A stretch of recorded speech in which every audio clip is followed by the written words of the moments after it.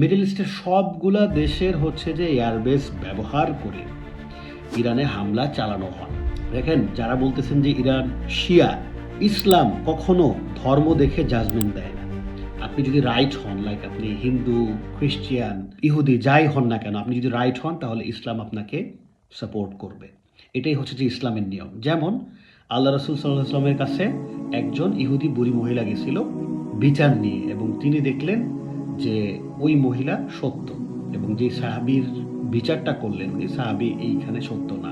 ওই বুড়ি মহিলার পক্ষে হচ্ছে যে আল্লাহ রসুল সাল্লাল্লাহু আলাইহি ওয়াসাল্লাম বিচারের রায় দেয়, এবং এই বিচারটা পরবর্তীতে আরেকজন সাহাবীর কাছে নিয়ে যাওয়া হয়, যে হযরত মুহাম্মদ সাল্লাল্লাহু আলাইহি ওয়াসাল্লাম বিচার করার পরে উনি ইহুদিকে রায় দিয়েছে। সো আমি সানি করতে আসছি, এটাকে বলা হয় সানি। যারা হুজুর আছেন অবশ্যই আমাকে কারেকশন করে দিবেন যদি ভুল করি।